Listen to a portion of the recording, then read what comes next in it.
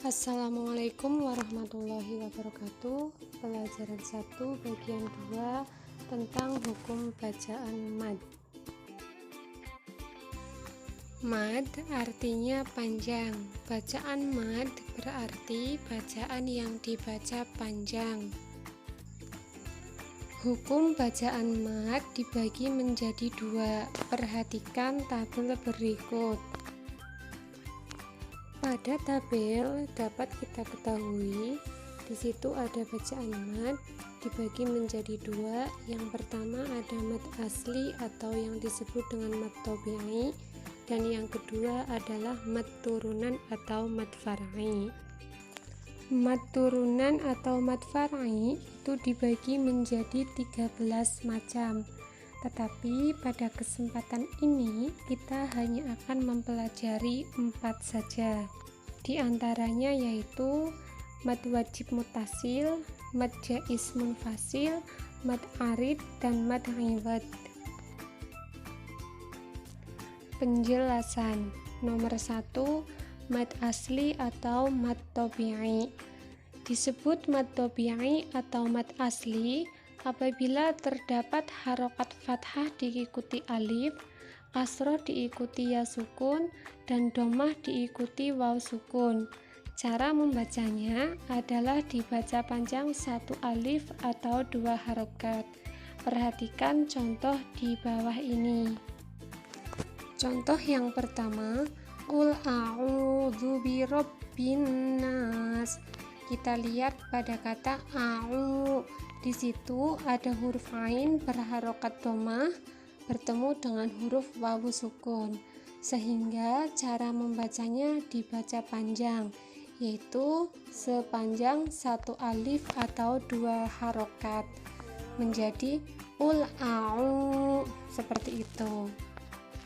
Kemudian yang selanjutnya adalah fi jidha hablum mim masad.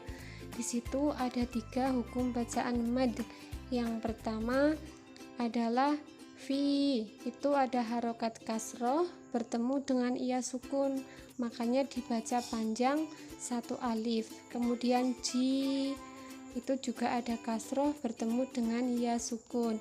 Dan yang selanjutnya ada huruf h berharokat fathah bertemu dengan alif, sehingga dibaca panjang 1 alif atau 2 harokat ha. Jadi cara membacanya adalah fi jidha hablum mim masad. Mad wajib mutasil.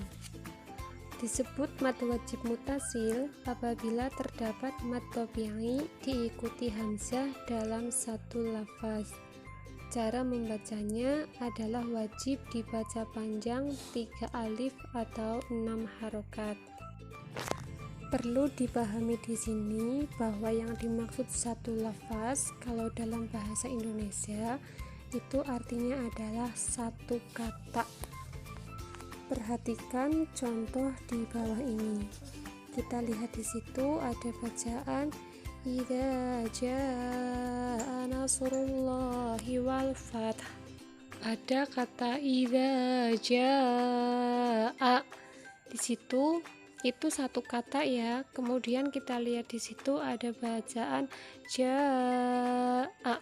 Janya itu adalah mad tabi'i kemudian diikuti oleh hamzah, dan itu dalam satu lafaz atau satu kata.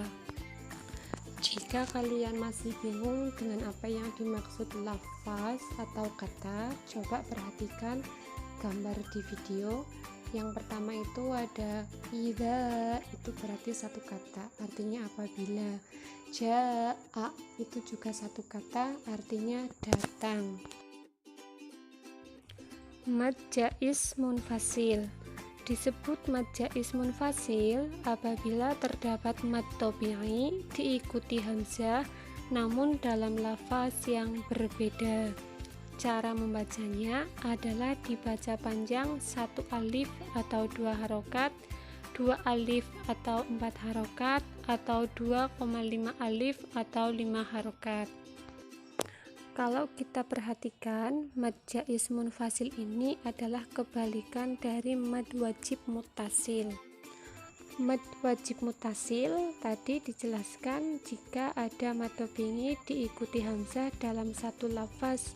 Sebaliknya, mad jaiz munfasil itu apabila ada mad tobingi diikuti hamzah tetapi dalam lafaz yang berbeda. Artinya sudah tidak dalam satu kata lagi. Perhatikan contoh. Wala antum abiduna ma a'bud. Kita fokus ke yang ada di depan. Pada kata wala antum itu ada 3 lafaz atau 3 kata. Yang pertama wa itu artinya dan, la itu tidak, antum itu kalian semua. Jadi wala antum, lanya itu adalah mad tobingi, satu kata ya. Kemudian antum itu juga satu kata, artinya kalian semua, kalian banyak orang, maksudnya seperti itu. Jadi di sini ada mad tobingi bertemu dengan huruf alif tetapi dalam kata yang berbeda. Perlu anak-anak ketahui di sini bahwa alif itu maksudnya sama dengan hamzah ya, sama-sama dibaca a, itu kan seperti itu. Kemudian pada lafaz yang belakang ma'abud itu juga ada bacaan mad jaiz munfasil. Di situ ada ma, itu adalah mad tobingi, kemudian diikuti alif, abud itu satu kata. Jadi di situ ada mad tobingi diikuti oleh alif, maka disebut dengan bacaan mad jaiz munfasil. Mad arid disebut mad arid apabila terdapat mad tobingi diikuti waqaf atau terdapat mad tobingi di akhir ayat. Ingat ya, waqaf itu artinya berhenti. Cara membacanya adalah dibaca panjang 1 alif 2 harokat atau 2 alif 4 harokat atau 3 alif 6 harokat. Perhatikan contoh. Iyyaka na'budu wa iyyaka nasta'in. Bisa kita lihat di situ di lafal yang belakang, nasta'in, ain itu adalah mad tobingi ya, karena ada kasroh diikuti huruf ya sukun, kan dibaca panjang lah. Karena ini kan di akhir kalimat atau di akhir hayat atau sama dengan waqaf, maka ini disebut dengan mad aridl ya. Jadi cara membacanya iyyaka na'budu wa iyyaka nasta'in. Lah itu yang belakang itu adalah mad aridl. Yang ini gampang ya. Dan yang terakhir di pembahasan kita yaitu adalah mad iwad. Disebut mad iwad apabila ada huruf yang fathah tanwin terletak pada waqaf atau berhenti pada akhir kalimat. Cara membacanya panjang 1 alif atau 2 harokat. Perhatikan contoh. Inna ma'al usri yusra. Kita lihat di situ di akhir kalimat itu ada harokat fathah tanwin. Itu di akhir kalimat ya, karena setelah membaca huruf ro itu kan kita berhenti, berarti waqaf ya. Jadi inna ma'al usri yusra, ro-nya itu adalah mad iwad karena berharokat fathah tanwin dan terletak di akhir kalimat atau waqaf atau berhenti. Demikian untuk materi kita hari ini. Selamat belajar. Silahkan anak-anak pelajari dengan sungguh-sungguh. Nanti apabila ada yang belum paham bisa ditanyakan. Tugas: tuliskan masing-masing 2 contoh hukum bacaan mad yang telah kita pelajari, yaitu mulai dari mad asli atau mad tobingi, kemudian mad wajib mutasil, mad jaiz munfasil, mad arid, dan mad iwad.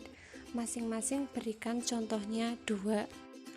Kalian bisa cari di Al-Quran.